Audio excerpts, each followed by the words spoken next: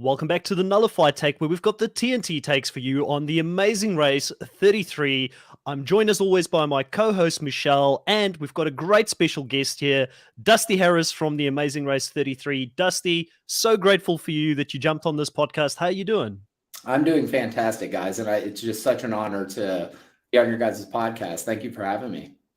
Oh, the honor is all ours. We do nothing. We are the armchair critics that sit back every week and we say, we would have done this. Why did Dusty not see the coin underneath the rock? You know, we would have obviously gotten it within like 2 minutes. That's funny. Everyone else probably watching would have gotten it a little quicker than me. I have no doubt about that. Now, Dusty, tell us, how did you get into this crazy world of the Amazing Race? Like, did you know about the show beforehand? Who was approached first? Was it you or Ryan? How did you get on this? So I'm very blessed to be best buddies with Ryan Ferguson. And so the Amazing Race, everyone knows this cast that they put together for season 33 is something of lore. Everyone has a story. And so Ryan actually was approached by the Amazing Race to participate in season 33. And originally he was going to do it with his father, Bill, who I just want to give a shout out to, is legitly Superman. Like, people talk about superheroes. Bill Ferguson is a superhero. Watch the documentary Dream Killer, everyone. And so Bill had I think it was a hip injury, and he had to have surgery. And so it kind of took Bill off of the plate. And so luckily I was asked by Ryan to be his partner. I'm going to be honest with you. When he first asked me, I thought he was kidding. I'm like, what do you want to do? You need me to take a month of work off or what? And he just kept pressing and pressing. And then finally he admits that it's for the Amazing Race. And so I told him basically, this is a no-brainer. Yeah. And, productions asked me about work, all these kind of things. I was like, I'll quit my job. If this is real, and we have a chance to go run around the world and I can make up time with my best buddy, sign me up. And so that's kind of how we were presented the opportunity for the Amazing Race. I'm blessed to be Ryan buddy, to be honest with you. That's awesome. It's such a cool story. How long have you known Ryan? Because obviously the whole story was that you and Ryan were friends, and you were one of the few people who didn't turn your back on him during that tough time in his life. We had to go to jail for 10 years for something he didn't do. How long did you know him? Was it, I assume prior to that, did you guys go to college together or something? So we were best buddies in high school, Ryan and I. I met him, I think it was at the end of 8th grade. He transferred from one school to the other, and he's a year younger than me, but he always seemed to work his way into my group of friends. And he just kind of stuck. And he was always, he's exactly the same person in high school as he is like post. It blows. That's what's so impressive about Ryan Ferguson. Like, you put me in prison for 10 years, I'm going to come out institutionalized and not a good person, I don't think. And so knew him through high school. And unfortunately, the incarceration happened when he was 19. I was in college and he had just started college in Kansas City, Missouri. I was in Fulton, Missouri. And that's when the news broke. My phone just started erupting.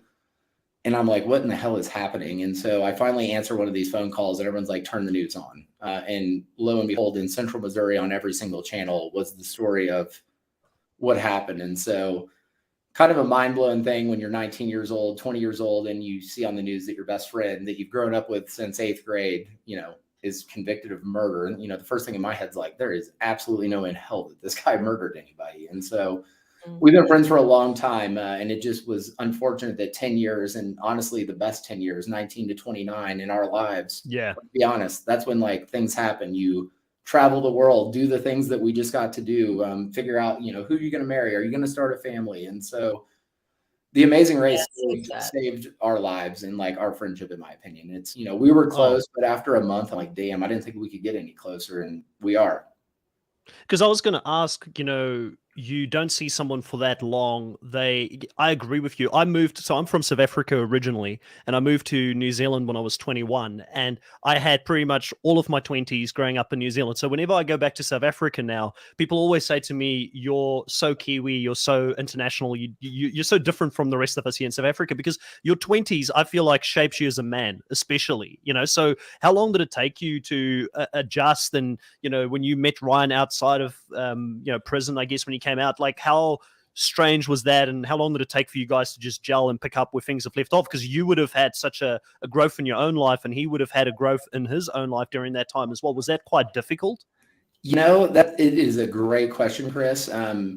I'll never forget the first time I saw him. A good friend of ours, Ryan and I, a mutual friend, his name's Ben. He picked me up to go meet Ryan, and we actually were going to Jeff City to the Capitol.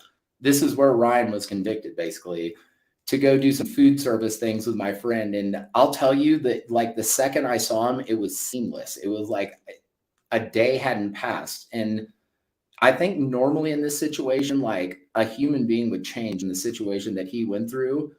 But I just felt like, I'm like, man, you are literally the same human being that the last day I saw you before you were incarcerated till now.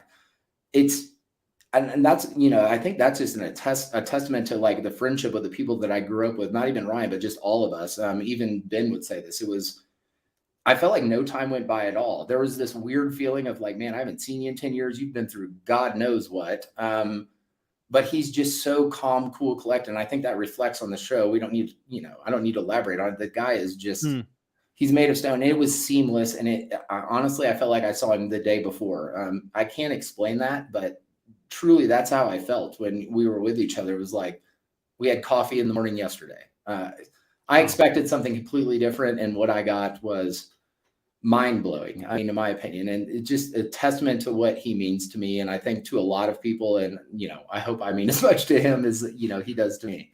I think the fact that you stood by him, a lot of fans, and Michelle can talk to that because she's really on the pulse of the fans when it comes to the Facebook group and a lot more on social media than myself. But a lot of fans really appreciated the fact that you stood by him for that long. And it was quite confusing for us a few times when you were portrayed as this jock or meathead celebrating out of your mind. And Michelle and I would have conversations. We're like, but this guy's a great guy. And I can relate to it because, listen, Dusty, if we were in a team, we would have gone absolutely insane because I'm always at 200%. Michelle is the yin to my yang. She keeps me calm, you know, so you need that calm person and then the person that's got the energy and the passion to push forward. But Michelle, you would be a lot closer to the fans in regards to how Dusty was perceived. But am I correct that it looked pretty positive to me from what I've seen? It was very positive. I know a couple of times when Dusty went absolutely insane at the end of you know, when at the mat, some of them were saying, oh my God, he's a bit over the top. And I'm like, no, this is how you would be if you get there and you're still in the race. You'd be really excited. And I mean, that's how I would be, being a super fan. And you know, I watched the show on television, and you know, when it finished, Kim and Penn won, I was crying. I don't even know Kim and Penn before this show began. But just the whole idea that people get to live out their dream and do this amazing thing. And if you're excited, be excited. I want to see that. Yeah, I love the passion. I love the passion so much, like, because I know, like, people would look at me exactly the same. I would lose my head, you know, that challenge where you guys came from behind, you were that whole leg, you were behind. I could understand the passion that you had, and the funniest thing of all is you now have a podcast with Kayla, and Kayla was portrayed as this person who really couldn't stand your guts on the show. How did that happen? So, you know, Ryan and I spoke extensively about doing a podcast, but he is doing great things for his cause with it's called Prison Count. So guys, if you're not watching that, check it out. It is the best in the business for anything in that realm of podcasting. So it kind of left me catching grenades in the trenches. And so this cast, I mean, everyone kind of knows it. And I've read the reviews and like posts and things. Like, we're very close. We had a 19-month hiatus. When the bell rings, we want to kill each other. Don't get it wrong, or twist it or anything like that. It's war, but it's just an unprecedented thing that we went through. And so Kayla and I feel like we're very similar in some ways, but she's more of the Ryan and Raquel is more of the Dusty on their team. And we just started talking, and I was like, you know, if I want to, you know, share my experience with someone that can balance me out. If Raquel and I would have done it, it would have just been savage the whole time. And so in this process of doing this with her, I mean, Kayla has become a sister to me, and I love all of this cast more than anything in the world, but what a joyous thing to do with someone that you competed with the whole season to the finale, to have an opportunity to share our experiences, trade barbs. It's really brilliant to watch it too, and all the smack talking that's going on. You know, we all think everything's good, kosher, and some of my fears became reality rewatching this. If a youth firm would have presented itself, they were going to lay it on us. I know it. They won't say it, but oh boy, it was coming. How do did you like the way you were portrayed? Yes, I can't take anything away from The Amazing Race or CBS on how they portrayed us. I'm going to be completely honest with you guys.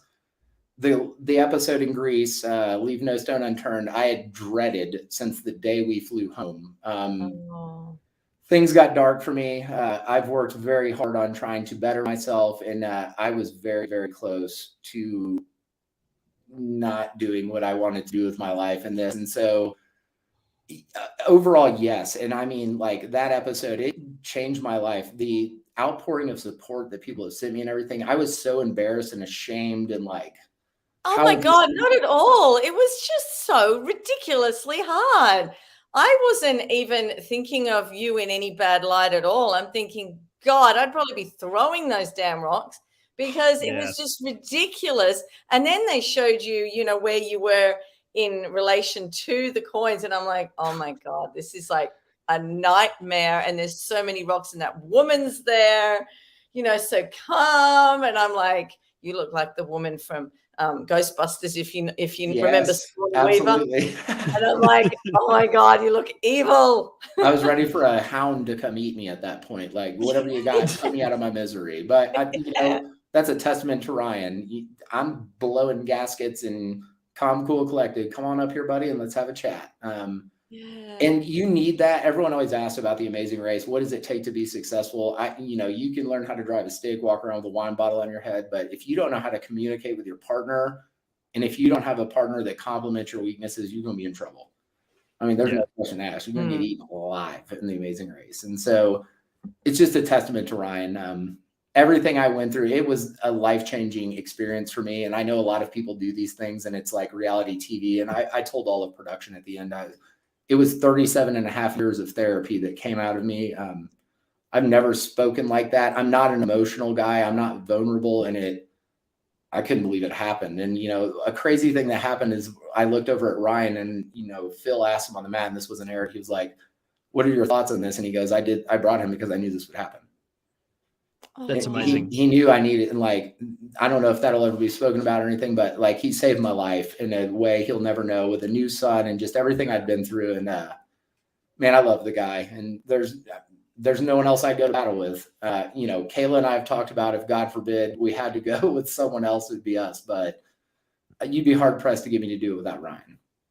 Yeah, and I definitely one of the obvious questions to ask, and it's sort of after this whole experience that you've gone through. I want to ask this question, but I want to ask another question. So I'm going to go first with what you've just mentioned, and that this has been such a life-changing experience for you. And what do you think makes The Amazing Race an experience that sort of takes you on this journey out there and really makes you reflect on your life and where you're at and where you want to go? What do you think sort of made you go to that headspace when you said you've never been able to do that in real life prior to that?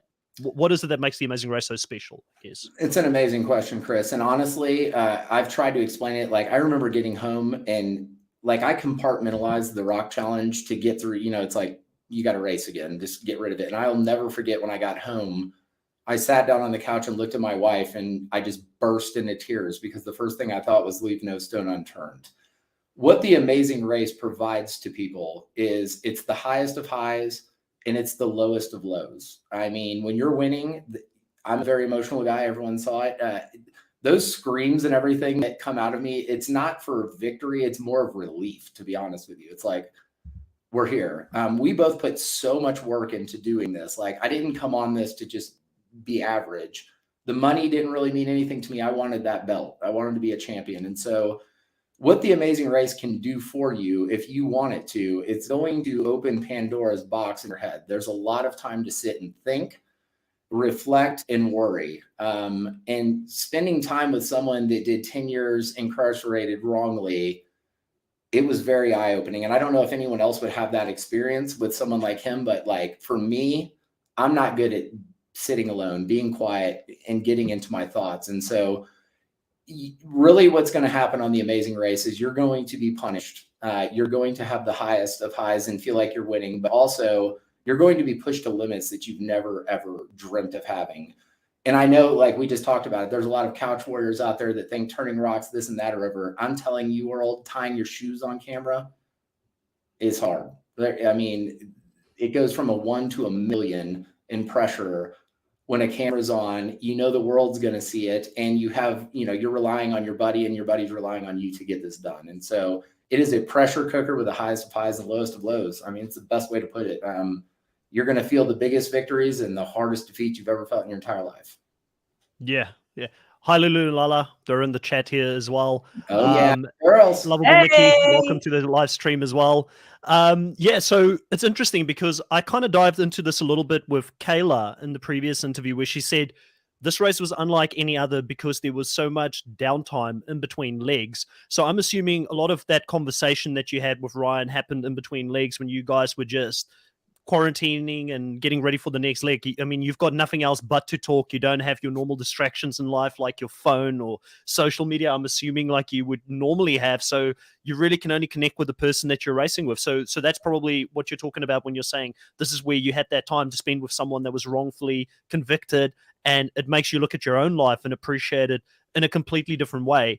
I do want to ask, and I think this is a straightforward question that you'll probably be able to answer pretty easily, because you always want to ask people when they come off these shows, what's happening for Dusty next? Are you still open to reality TV? Do you want to do more? Would you mentioned you would go back to The Amazing Race. I know some of your former castmates might be, there might be some speculations that they're on the next Challenge CBS, but we won't go into that. Don't want to put you on the spot. I could imagine Dusty on that, though. Hey, guys, 100%. I'm ready to go snatch lunch on the Challenge CBS. Sign me up. Yeah. Season 2, I'm ready. But to get into it, yes, Ryan and I, our bags are packed, guys. To get to the finale, it was part of the goal, but our goal was not to just get there. It was to win. And I have this burning void, and I'm speaking for Ryan and I both, that we are haunted by the number 1025 in elevators. Because if we would have just remotely done that properly, we would have won season 33 of The Amazing Race. And so we know we are good enough to compete. I know our last performance is getting third so many times and me choking in the rocks doesn't show it. But guys, with a 15-minute delay behind Penn, Kim, Raquel, and Kayla, it's hard to make up 15 minutes. And the numbers didn't lie. We would run as fast or faster than both of them. It was just not fast enough to make up 15 minutes. And so, yes, we're ready to go. If someone falls out of season 34 and you need fill-ins, call us. We're ready. It's my number one objective is to either know I can win it, or God forbid we lose again. I know I gave it all I could at least 2 times, but there's a burning hole in my chest. Yes, I need another shot. I totally understand that, because I've done a Sydney race. I've done it like 10 times. It's once a year. And you do the Amazing Race around Sydney basically, and it takes 6 hours. And 3 times I've come second. So this is like, it's driving me crazy because I can't get first. So I understand. Yeah, it's that competitive drive. I can fully appreciate that as well. And I'm quite interested, Dusty, you guys had a very unique scenario this season where the race started, then it stopped, you went away for quite a long time and then came back. Looking at those first legs, you guys did extremely well. So you could have been forgiven to say, listen, we've got this in the back. We know what we're doing. But what did you guys work on coming back to the race? I'm assuming there were things you guys talked about and said, hey, we need to improve on these things because we've got an opportunity that other races in the past have not had. So Ryan and I, immediately when we went home, it's funny, we have no idea even what really COVID is at this point. You don't have any communication with the outside world. So we get home, we're like, oh, damn, there's really a pandemic. Both of our thoughts were, a couple of weeks, they're going to do a 2-week shutdown. We'll be right back. So what can we do to cram in? Basically, it was all mental right out of the gate. And then after 2 weeks, we realized, okay, this could take a while. And then, you get 6 months in, a year in. I mainly focused on, so I had a child between the first run and the second run. And I'd lost my father and my grandfather to heart problems. And so I felt like I was in good shape the first time being on the show. But if you look, I'd lost 25 pounds from the first run, the first 3 episodes to the second. And so I wanted to be more physical and, be able to withstand the demands of the race because it is exhausting. It's go, go, go. But the monkey wrench when you come back battling in COVID, and I believe you just said, Kayla elaborated on it, it's not race, rest, next day, go. It's multiple days due to testing, due to waiting for tests. And I just don't like mentally preparing. I think the teams that did more of that probably would do better on the second run through. We did a lot of like walking around with bottles on our heads. I watched all Will and James's videos. I was like, if they can win it, I need to do what they do. At the flag wall, country walls, you name it. I just tried to be a student of the game, and Ryan did as well. And we would just share notes daily. And then once we got the call, knowing that we were actually coming back, I basically took off work for 2 months, like literally worked out and just trained for the amazing race while I ran my bed and breakfast. And so the work was everything you can imagine. Physically, we wanted to get better. Mentally, it was puzzles. I have 25 apps on my phone right now from puzzles. But what can you do to really get good at this? I mean, I didn't know you should be able to flip over stones. I probably should have done a little more of that, apparently. Or making cheese, I guess. I think, who that was good at specific cheese? stone Was it challenge. you or Ryan that was good at cheese? I've run restaurants and worked in them. What happened? The burners, we were in the woods on a Bunsen burner. I couldn't control it. And I had a couple too many Red Bulls in the morning, and I felt bad for Ryan Washington. I was like, this guy, I'm like, why did you invite me again? But it was me. I lured him into this. I lured Lulu and Lala into it. They were like, oh, if he has it, we'll roll with it. And then Lulu and Lala are just a little more patient and showed the cheese a little more love than Dusty and Ryan did. So I think it was fortunate that the other challenge finished where you were, so you could tell where you were, and then you could just leave if you needed to. Because if they weren't there, then you probably wouldn't have quit when you did. It was a scary conversation. I was like, Ryan, this cheese takes 30 minutes to heat up. And man, I'm so blessed that it was right there. And the crazy thing is we watched Penn and Kim walk right by. They do it immediately. Raquel and Kayla are right after them, and they start after us. And the whole time we're like, should we switch? But when you're 20 minutes in, you see other people finishing. It's like, okay, maybe we have a chance. We both knew we were dead to rights. It was analysis paralysis. We didn't know what to do. But then we go to the donkeys and we do it in 10 minutes, of course. Yeah. And that was like kind of where we coughed up that first group, and man, it was just hard to get back in it. But I'll admit that was the best leg we ran. I know we were down for the count, but we were way out. And to storm back, that's where the emotion came from. I was like, all right, we're players.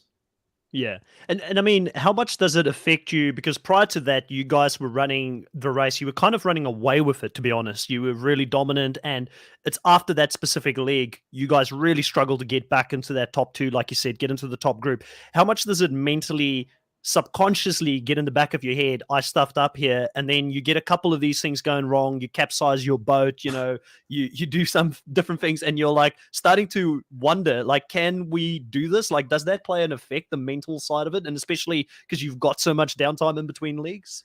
The downtime in between legs when you drop into the second group is traumatizing, because honestly, the whole night before every leg, Ryan and I are like, Penn and Kim, Raquel and Kayla are going to U-turn us. It's coming. I would do the same thing. We're a strong team. We had rattled off a bunch of first and second places. And so that's something that's not aired on television. But the whole time, Ryan and I are like, oh, man, what are we going to do when they hit us with this? How are we going to catch up? But I think we just kept our due diligence. And, before every leg, it was like, well, we're just going to have to take our medicine, whatever it is. And so it's just impossible to catch Penn, Kim, Raquel, and Kayla. They are so good, guys. I mean, and I say it to every one of my friends now that everyone's seen it. If you ran that finale 3 times again, I think it would be 3 different winners. No question asked. It's just the competition was legit. I mean, and we underestimated it at the beginning, and we were rolling too good. And I tell Kayla and Raquel all the time, I'm like, we just went backwards, man. You guys got hot at the end. We got hot at the beginning, and it just kind of died out. And it's not that we ran bad legs per se. It's just it was never enough to catch up. And then in the finale, we get what we want. We're like, okay, when we start with all of you, we have pretty good results. We win every time. And that damn elevator just got. I know. I couldn't understand why you couldn't see it. And then I thought, well, in the heat of the moment, I probably would have gone down to the ground or gone somewhere else. I wouldn't have thought of the lift at all. But I was like, God, guys, look, I couldn't get it. And one question that Chris and I had was that we thought each clue box was on a different corner of the place. But then at one time we saw two teams close together. And so it looked like the clue boxes were together. What was happening with the clue boxes there? Did you have a different one on each arm of the hotel? Yeah. So if you look from the top view, we're standing on the center of the hotel and there's like 4 arms. And so basically 3 separate of the arms out of the 4 have a clue box on them. Right. And if you see it, we're the first ones there. I mean, in a foot race, we're going to beat anybody. It's just our motto on the Amazing Race was 70% and eat an elephant one bite at a time. Every single time we got away from that is when error happened. The cheese, the doorknob, and then of course the elevator. Instead of just focusing on the clue that's like up or down, we knew it was an elevator. We just didn't wait long enough for it to come to the top with the numbers. And you weren't allowed to look over the edge of the building. And so you had to wait. And so I'm a moron and I take us inside of the hotel. I'm like, maybe it's in these elevators. And we literally get lost in the lobby without a key to get back upstairs. Oh my God. For a long, long time. And so really the hitch and the giddy up was me luring us to the lobby. And I don't know if Ryan will ever forgive me. I knew it was an elevator, just the wrong one. It was such a anticlimax for me in the finale to have that right at the front, because I pretty much told Michelle, when you guys got sort of, you were behind right from the start, you were never going to catch up, because the rest of the challenges seemed really straightforward. Like, how long did it take you to do the rest of the leg and to get to the finale? Was it pretty straightforward, or were you guys struggling after that? Because to me, it seemed like this was the most difficult thing right at the start. So we had a little bit of difficulty after the elevator navigating LA. I mean, we just drove basically all over Europe, and LA by far is the hardest place I drove. And I did 99% of the driving just because I can't navigate myself out of a paper bag. So that was a little bit of a hitch, but once we got to the piñatas, I mean, we murdered everything. And I'm confident we did most of it faster than everyone. It was just, and that's what burns so bad. And there's always the what ifs when you look back. And it was like, Ryan, if we could have just got through the elevator remotely quicker than we did, we were probably at the last challenge with everyone. And, I thought we were way behind when it finished. We ended up being like 20 minutes behind second place. I mean, it's incredible when you think about it. We were at the elevator for a long time, guys. I mean, I was down in the lobby for a good 20 to 30 minutes trying to figure out how we're going to get back upstairs. And that's the Amazing Race, though. One thing's going to get you, and that's why Penn and Kim were so successful, especially in the last leg. We blundered the beginning. Raquel, Kayla, I mean, I was sitting in between those two at the finale party in Florida. I mean, they had it, guys. I mean, they had it. And hats off to Penn and Kim, but man, those girls, when I looked left and right sitting there, I mean, my guts were in my feet. I just felt so bad for them because they were the hottest team going in the end. And did you get to finish the entire final challenge? We did, actually. What's funny is we went right there and just smashed it immediately. The one thing that I made sure I was ready for was the memory challenge. I knew it was coming. I mean, whether it was whatever it was going to be, we blew right there. I think we had 1 or 2 faults, but very quick. The piñatas, I mean, after the elevator incident, I was beating piñatas to death. I mean, they were I saw that.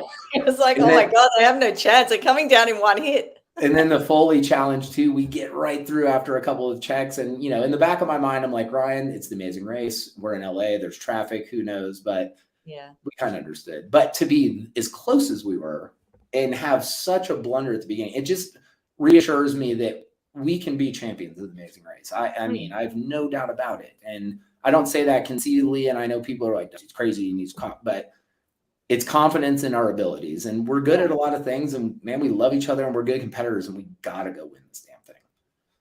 Listen, they cast certain types of people for the show, and it's competitive people. They're not going to cast people that are going to go out there and be wallpaper, because we don't want to see that on our TV. I do want to ask, you mentioned that you've got it in you to be the Amazing Race champions. I believe that you guys can go out there and definitely do it. I definitely think you're a strong team. I do know you would put Kayla and Raquel very highly up there as well. Oh, no, so I want to take Kayla and Raquel and Lulu and Lila, if they're still in the live chat here. I want to take them out of the equation because I don't want you to pander. But who else that played this season do you think could be the Amazing Race champions if they were given another shot? I mean, you And let why? Penn and Kim run any season. I think they're on my Mount Rushmore. I'm a student of the game of Amazing Race. I watched every episode. I mean, thousands of times. They can compete, but someone that didn't come back, our buddies, the bros, my train boys, Spencer and Anthony. I'm telling you, they could go. They were a threat, and that's why immediately we're like, hey guys, couple bros. Maybe we just partner up and then we get to the end and see where it could shake out. I'll tell you a sleeper team, though, that no one really talks about. And I know they had a little drama at the beginning that broke up, but Caro and Ray. So Caro is fluent in like multiple languages. She's extremely intelligent. They both have so much charisma. And I actually got to spend quite a bit of time with Ray in Florida at the finale, which I didn't get to do prior. I've never met anyone that can light a room up like him. I know they bickered, and I'm going to be the first one to tell you, if you go on this with your significant other, you better have therapy lined up when you get home. It's going to be rough. Yeah, I would never do it. I couldn't do it. Crazy. He'd drive me crazy. I would love to do it with my wife, and she would be a beast of a competitor, but I think she would kill me by the end of it. She wouldn't be as patient as Ryan. She would be like, you better find that rock. But those two, Caro and Ray and Spencer and Anthony, I think could have made some noise. Tough competitors for sure, both of them. I was kind of glad that Ray and Caro didn't come back, and Spencer and Anthony. We were going to run with Spencer and Anthony anyways, but it was like one last thing to worry about. But lo and behold, then you have the Raquel and Kayla, who are actually savages. The final three in this season, guys. I mean, if they ever did a season where they took the top three teams and pitted them against each other, I put my money on season 33. Real high. Yeah, I said to Chris, because Chris said, who's winning? And I said, God, I can't tell you. They're all really strong. It could be any of them. And I found it really difficult this season to pick any one of you. And every other season, I can usually pick the winning team. But no, it was too tricky. I think I picked them just based on the edit. Like I could tell by the edit Kim and Penn was going to win. So I was pretty early on. I was like, Phil's dropping the oldest team ever to win line. And then they kind of tried to hide it a little bit with Raquel and Kayla potentially becoming the fourth all-female team. But that happened very late in the season. But when you just look at the competitiveness that you guys had, and also another thing that I really want to see, like, I want to see this final three come back or more teams from this season get another opportunity, because I really felt like you guys missed out on a bit of that experience of traveling the whole world because you were in Europe predominantly and back in the States. How did you feel about the fact that you didn't get to see some other countries? And have you traveled before this, or was this a new experience for you traveling outside of the States?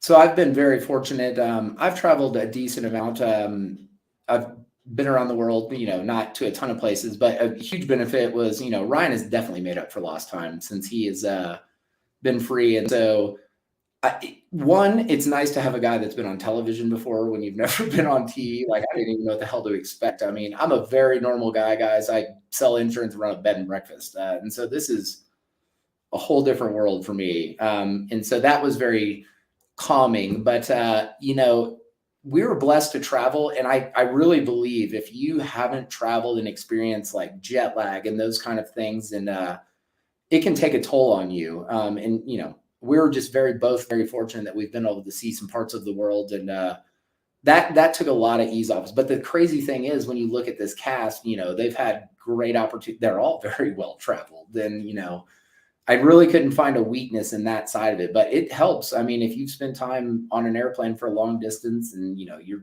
can go on zero sleep and those kind of things. And we truly believe too. And I mean, it is what it is. We lost, we got third, but if it would have stayed normal, like a normal Amazing Race season, I think it could have probably benefited us, like race, rest, right? We're machines. I mean, Ryan and I can go on minimal sleep, and, but the other thing is the long amounts of rest drive you mentally crazy. And so it almost was a deterrent to me. I think Ryan can take that all day long. But if you speak to anyone on the cast, by about Portugal, all of us were ready to jump out of hotel windows. So you're not picking up the casting call of Big Brother phones, is what you're saying, if you have to sit in a house for 3-4 days without any action? I don't know if doubt. Big Brother would be my thing. It's It too would be long. fun for us audience viewers to watch you bounce off the walls inside, but it wouldn't Oh be fun for you man. experiencing it. Yeah, I would be voted out pretty quick on that. But hey, I'll give it a crack, guys. Really though, man, I need to get on Survivor too. I want to go like eat weird things and just survive, and that's where I would thrive. Hey, I'd love to see you on Survivor as long as you don't go out there and think that if you're the provider and by making a fire at camp and catching fish is going to keep you in the game. You know, Nope. it Yeah. sounds like you're a student of the game. You'll go and study the strategy, but there's a lot of old school mentality sometimes from players coming into this thinking if you help people survive at camp, that's going to keep you in the game, you know? Yeah, I've learned helping people didn't do me too well. It never really hurt us, but you know, one thing that Ryan and I are very proud of on this, we ran a very clean race. And if you watch the episodes, we literally helped every single team at some point. And our thing was, we don't want to U-turn it. We don't want to do any of that. We want to win as clean as possible. And we really just want our friendship to show through, man. And our thing was like, we're never going to fight. And if you're going to fight, the Amazing Race is going to get it out of you. Guys, we never even raised our voice at each other, not one time. Wow. And I think he probably wanted to kill me multiple times because I would lure us down these death traps. But that's just the kind of guy he is. And I just have so much utter respect for him that, like, how can I be mad at you? You invited me on a trip around the world to go nuts. You know, just what an experience, man. It's so sad it's over. I feel like there's closure in my life for some reason. And man, I got to go do it again.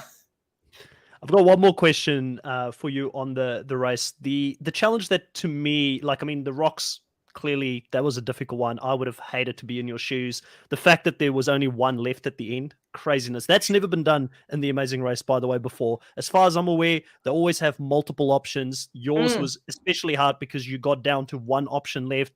I think Penn said, you know, you don't want to be the last team because of that. So that's so difficult. But the other challenge that stood out for me as being a very difficult one, and I was very nervous for you guys when you went into that leg just before the finale, was trying to count the archers on that specific challenge. Like, how difficult was that in real life going through it? Because that to me seemed very unique as well. You only had like a little triangle or a little square space that you could stand in while you were counting that. It didn't look easy. And like you said, you know, the older you get, your eyesight's not like it used to be when you're in your teens. Guys, you have no idea. So the pressure, you know, it's 2 roadblock leg to punch your ticket to $1 million or at least a chance to win. Of course, it's me to, you know, seal our fate. After the last leg I'd been through, I'm like, oh no, what have I got myself? I should have taken I was thinking, oh no, you're not going to be able to be calm enough. You're going to run in there and just want to count really fast, because I'm similar to you and I just want to do things really quickly. And I'm thinking, oh my God, they need Ryan to methodically count. And we've got Dusty. What's happening? Madness. So honestly, though, at this point, I'm like, well, the world's on my shoulders. Dusty, you live for these opportunity, time to make up for it. And so this is the crazy story, guys. It wasn't aired, but here's the real deal. So I run over and I make my first guess. I think it was like 103. I run back, go back 112. And so I get back to the box and I'm thinking in my head, I'm like, so it's got to be close to this somewhere in here. And I'm thinking like 10, I'm just going to run back and forth and just keep saying numbers. And like, I can run all day. It's a long run too. I mean, like a half mile, I'd say 3/4. It's long. And so that became my strategy. And so the third time when I'm running to the monk, I'm just going to go give a number. I stop for a second and I don't know if the race gods were looking out for me or who was. I knew the finale episode was we were going to compete 10-6 if we made it. And so in my head, I'm like, it's got to be 106. There's got to be something tied into. I'm literally saying this on microphone, talking to myself, and I for sure thought it was going to get aired.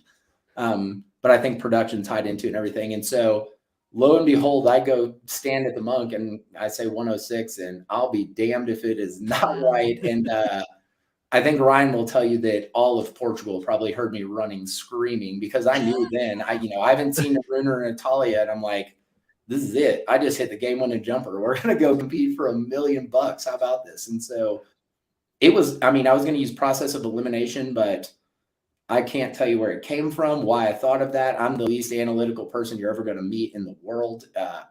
It came to me. I said it, and it worked. I think someone upstairs owed me one from the rock thing. I think so. And so that, it was the best feeling of the whole season for me to know that like I damn near knocked us out, but to get that done, hit the game-winning shot, and at least give us a chance for the money. You know, 1 in 3 chance for the buck, pretty good. Yeah. Pretty good. Are you a bit of a football soccer fan as well, Dusty? Because I saw a little bit of an Easter egg there with the celebration in Portugal doing the Ronaldo celebration, and I don't think a lot of other people picked up on that. My job there was like, sell it. They love him. He's a king here. Do it as much as you can. I think I did it like 10 times. Like the mayor judging our door, I did it every time, hoping like, ooh, he's a soccer Ronaldo fan. He'll know. Yeah. I mean, to be great, you got to act like you're great, right? And there's no one greater than Ronaldo in Portugal. They're putting him on boats with explorers. I mean, come on. Spoken like a true salesman.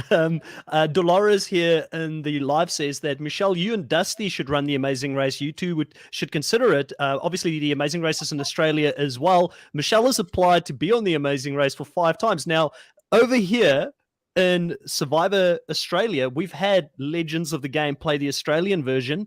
You're up there as one of the best to run in the Amazing Race over there. You know, definitely maybe we should exchange numbers afterwards. I'll take Lulu or Lala, like I said in the beginning of the season. They were my girls this season, so they can come over and race with me. And Dusty, you can run with Michelle. Would you do the Australian?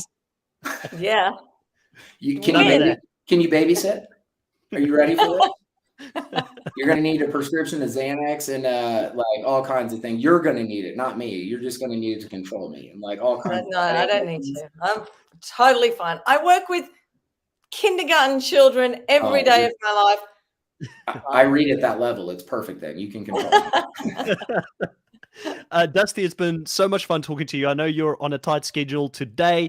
I did want to ask you, this is an opportunity for you to plug anything. I know you spoke about your bed and breakfast quite a bit. Let people know where they can go to your bed and breakfast, and also whatever else you've got going on at the moment. I know you've got a few projects, and we probably will hear your voice, if not on a reality show, talking about them. Absolutely. And I appreciate the opportunity for this. So yeah, I do run a bed and breakfast in Glenwood Springs, Colorado. We're called the Harris House B&B. You can look us up at harrishousebnb.com. Also, I am competing in Ironman Switzerland on Lake Lugano, where we were out in the race. And so I want to give a shout out to my sponsors, NutriShop. They've been incredible partners with all my supplemental needs and everything. I thought the Ironman was the Amazing Race was hard. Ironman's a full-time job, guys. Oh my goodness. I don't know what I got myself into. So shout out to that. But honestly, I love you, Kayla. The Pit Stop podcast, guys, we're not done. I know we've recapped all of our episodes, but we have some things up our sleeve that will be starting very shortly. We have some personal things we're going to talk about, some things behind the scenes on Amazing Race, and we will tackle some other seasons of CBS shows as well. And so I'm just blessed to do something with her and gain such a great friend. But really, the whole cast has become my family. I'm just so fortunate to have met these amazing people. And so it's kind of where I'm at. It's not the last of Dusty. It's not the last of Ryan. We want to come back, guys. We think we deserve it, and we will produce if we get the opportunity. And I've told everyone, you can mark it down here. My half of the money goes to any charity you guys pick. All of it. $500,000. Yours. Take it. I need that belt, guys. I gotta win the Amazing Race. That's all I care about. We got to get you back on just for that alone, because there's not many people that would do that. Lovable Nikki here says Dusty was great. We love him. Ryan and Ryan's calves, love that as well. So I mean, we had a lot of comments about Ryan's calves here on this podcast, especially all those staircases that you guys had to keep running up at the end of each leg as well. If you're still here in this video at this time, guys, I really appreciate you listening. Please consider hitting a like on this button or on the video. Please consider subscribing if you enjoy this content. We want to bring more and more people from this season onto the podcast and do interviews with them and many more. We do a lot of coverage for the Challenge CBS that will be live. We're actually going to be talking about the next rumored cast in about an hour and 15 minutes, which I'm really excited about. And I'll have Angel Cake on here and Reality Realness talking to me about that as well. And we do many other shows, and this channel is going to continue to evolve as well. Who knows? Maybe at some point we'll have Dusty and Kayla back on for a collaboration. That would be pretty cool. Love Dusty, that. It'd be amazing. So much fun talking to you. And if you can stay around there for 1 second, we'll just have a quick chat with you. And guys, we'll catch you next time. Bye.